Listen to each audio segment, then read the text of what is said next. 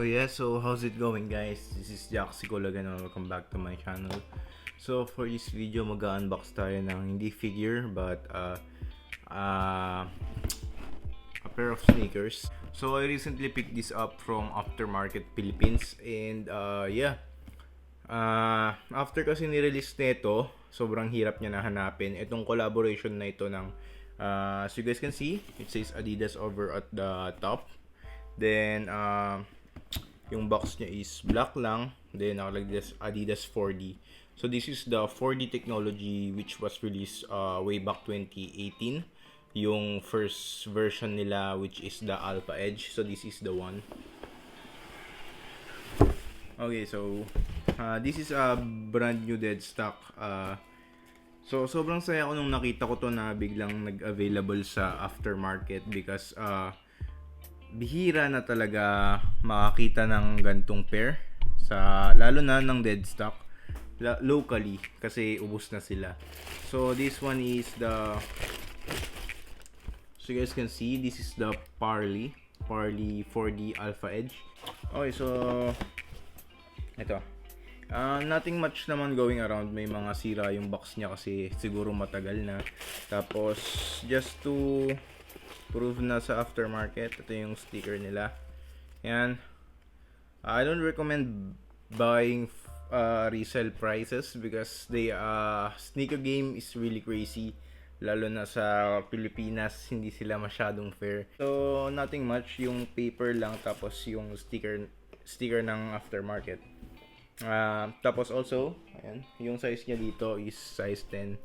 Ayan, nandyan pa yung price niya, $300. Ewan ko kung sa ibang bansa nila to nabili. I got this pair before Holy Week.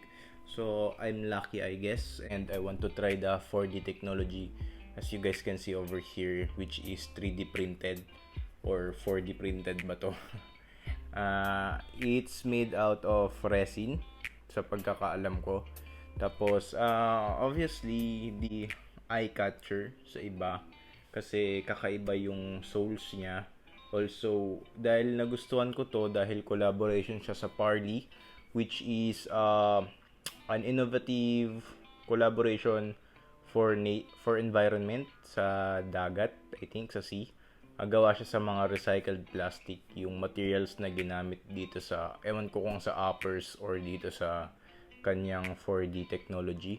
But yeah, so yun, let's get to the review muna. So yung uppers niya is parang the typical mesh type or flyknit na ginagamit sa Adidas. Tapos sa harapan niya is merong Adidas na logo over here, tas text.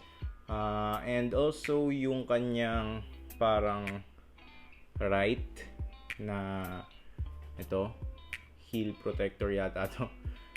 Meron siyang Adidas na nakalagay dyan. And yung isa pang details na nagustuhan ko dito is yung sa likuran niya, yung sa heel tab. Meron siyang nakalagay na Adidas Parley. Then yung dun sa kanya naman sa taas, which is yung lagay ng swelas, is meron siyang parang rubber dito na taga-hold sa laces. And also meron din ditong parang heel tab sa taas na socket type siya, parang NMD. As you guys don't know na mahilig ako sa NMDs, yun ang pinaka gusto kong sapatos ng Adidas, yung NMD. Hindi naman siya comfortable sa or parang hindi siya the most comfortable cushioning. Kumbaga mas maganda talaga yung Ultra Boost kasi may isa akong Ultra Boost before. Pero maganda kasi siya tignan. Yun yung talagang kinuhaan ko sa activewear. Yun yung parang pinagbabasehan ko kung bibilin yung sapatos. So let's get to the more of this. So sa loob ng insoles niya is may nakalagay 4D. I don't know if you guys can see that sa loob. Doon sa pinakaloob. Tapos yung gamit nilang outsole is Continental. Ayan. Which is yung ginagamit nila sa Ultra Boost na white yung colorway niya dito. Then as well, ano pa bang mga details dito? Yung uppers niya is parang may shark fins dito. Yan. I'm not familiar with the silhouette of Alpha Edge na sapatos. Pero sa 4D, ito kasi yung pinaka-trip ko dahil yung collaboration niya very cool. Yung kulay niya, tapos yung sock lining niya dun sa ankles mo dahil mga trip kong mga sapatos is ganito para magmukhang ninja pagka nakasuot. So, yun lang. Ito yung left pair, then this is the right. Nothing much I can tell for this one kasi same lang din naman siya. Yes, I tried this nung dumating siya kasi dumating siya nung Monday. Dumating siya. Then, ayan. Meron siyang, ayan. Masyado siyang tight dito around the ankle area. So if bibili kayo ng 4D na Alpha Edge, I think mag one size up kayo kasi masyado siyang tight dito sa ankle area. Pagka nakasuot yung toes ko is nakabakat siya rito. Nag true to size kasi ako na sizing dito sa Alpha Edge na 4D ko. So, hindi ko alam kasi ang sizing dito. Usually kasi size 10 or size 11 ako sa NMD. Nag-hug siya ng fit nyo too much sa loob pag nakasuksok na yung paa nyo sa loob. It's just a mint green or aero green yata ang tawag nila sa colorway na to. Press ko siya sa paa dahil hindi siya masyadong makapal sa Flyknit. Ayan.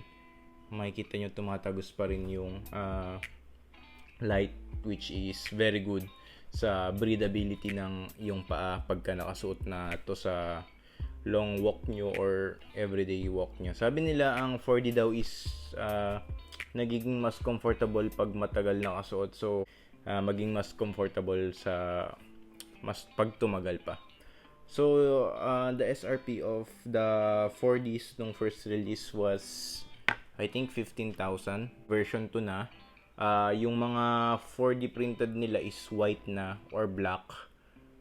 This is the version 1. Kasabay ito sa version 1 na ni-release noon nung way back 2018. Kasama siya sa mga pinakauna.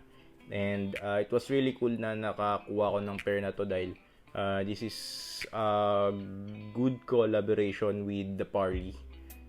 Ang masasabi ko lang, hindi ko siya ma-recommend as a shoe for most of you guys because the SRP is really high and it's not really worth it for the price unless you really want to try the 4D technology, which is the 3D printed na cushioning, which is sabi nga ng marami is the future of Adidas. But yun naman, hindi naman siya masyadong naging hype na ngayon.